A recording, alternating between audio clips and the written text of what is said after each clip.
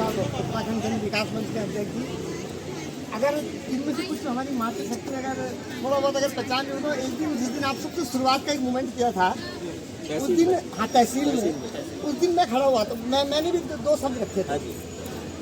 और मैं विषय तो थोड़ा आगे और भी है, पर मैं एक बात जरूर आपको बोली थी उस दिन भी कि जिस व्यक्ति के पीछे आप चल रहे, बड़े भाई के पीछे, मैंने कहा किसी से आपको मतलब वो हो ना हो, मतलब किसी का आप पे भरोसा हो ना हो, इस व्यक्ति पे जरूर भरोसा करिए। बताइए मैंने बोला था नहीं बोला?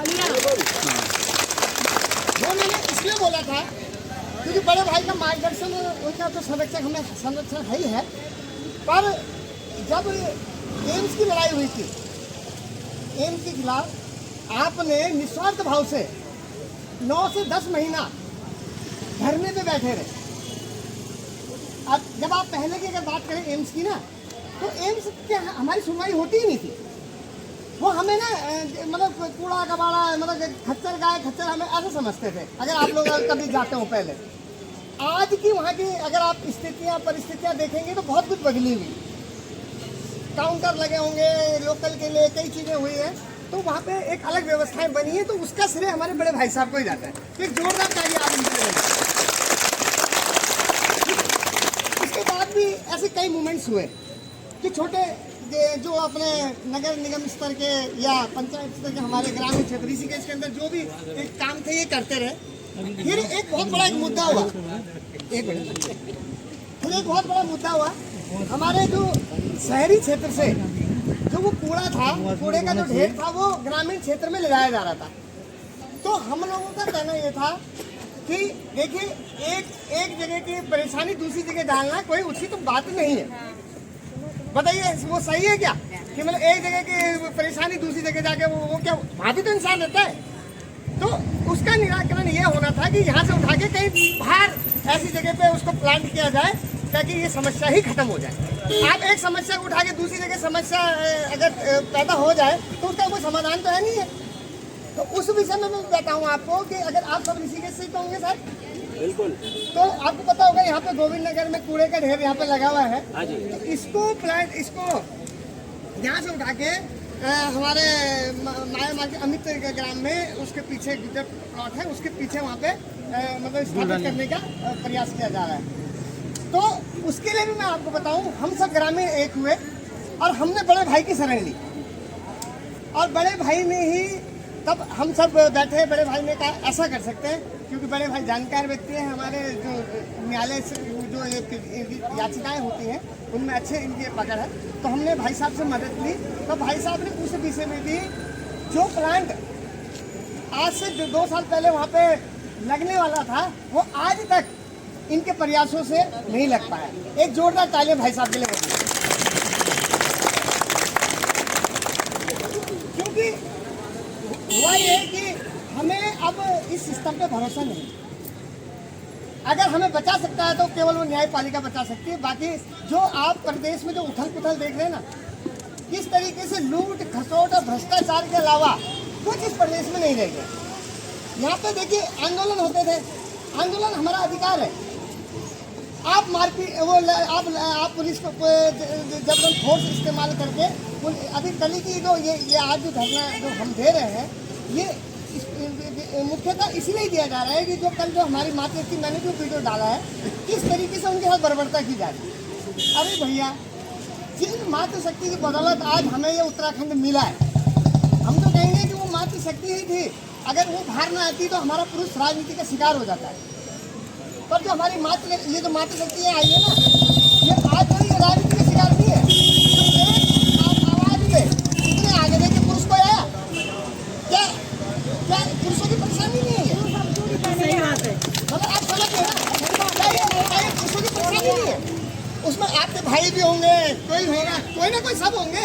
कहाँ है वो सब बताइए। आप मातृशक्ति करते हुए ना, मैंने उस दिन भी कहा था जब हमारी मातृशक्ति इकट्ठी हो जाएगी, एक हो जाएगी, तो आप देखिए ये धन भी आपका जरूर वापस मिलेगा। हम आपको भरोसा दिलाते हैं। और ये विषय ये है कि जो कल जो हुआ बहुत ही निंदनीय है, और इस सरकार से आप इससे ज़्यादा की उम्मीद कर भी नहीं सकते। सही बात है। तो मैं और जो महिलाओं को घसीट रहे हैं इस तरीके से, उनके ऊपर चली छेड़िए, आपने करा, आपका हो सकता है कि भाई आपका अधिकार है, भाई मूवमेंट्स है, कोई है तो उसमें अराजकता न फैले, शांति व्यवस्था बनी रहे, पुलिस आप आगे करेंगे। पर मुकदमे किस बात के भाई? मुकदमे किस बात के? सही बात है। मतलब आप जो हैं, मतलब ठीक है, आंदोलनकारियों को, पुरुष आंदोलनकारी हैं तो उनको मुकदमे लगाने, चलो वो तो बेचारे झेल लेंगे, पर आप मातृशक्ति को भी दबाने का प्रयास कर रहे हैं, तो ये आपको गर्त में ले जाएगा। मैं मुख्यमंत्री धामी को यहाँ से कहना चाहता हूँ और बीजेपी सरकार को मैं यहाँ से कहना चाहता हूँ कि तुम्हारी अब जिस तरीके से जो हिटलरशाही, तानाशाही जो मचा रखी है ना, ये आपके गर्त में जाने के दिन है। मैं किसी पार्टी का एक का समर्थन की बात नहीं कर रहा हूँ, पर जिस तरीके से हिटलरशाही और तानाशाही इन्होंने मचा रखी है, ये बहुत ही दुखद है और इनको ही गर्त में ले जाएगी। आज हम सब यहाँ पे बैठ के ये बता देते हैं। और रही बात अब ये जो हमारी बहनें बैठी हैं, हमारी मातृशक्ति सब यहाँ बैठी है, हम जानते हैं हमारे भी घर में हमारी पत्नी है, हमारी माँ है, हमारी बहन है, उन्होंने किस तरीके से पाई जोड़ के, कैसे जोड़ के सब जानते हैं कि अपने पेट, हम तो कहेंगे पेट काट के भी बोलेंगे, किस तरीके से पैसा जमा किया होगा।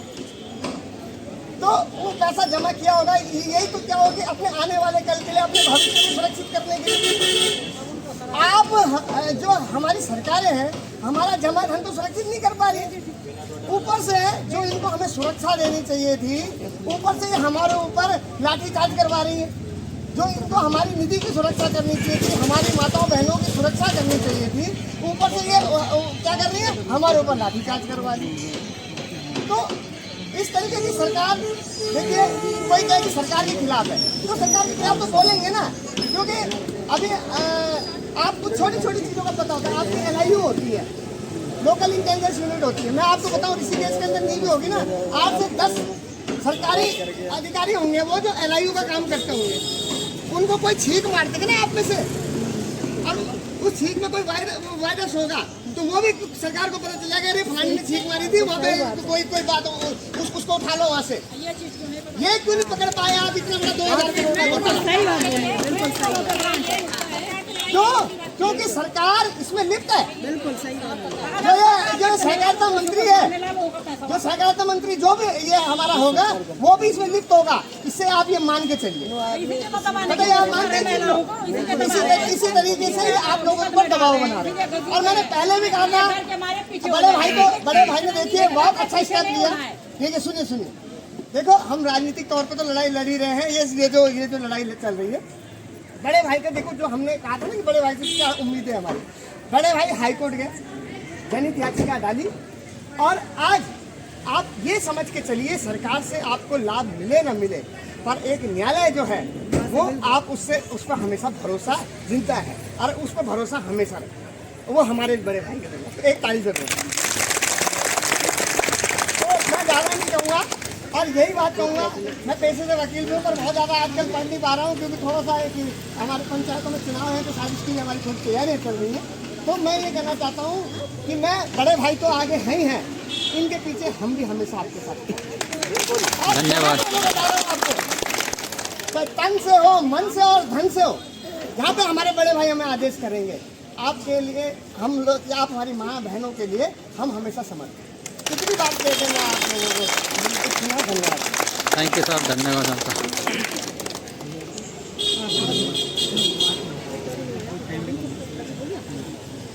सभी बहनों को और मेरे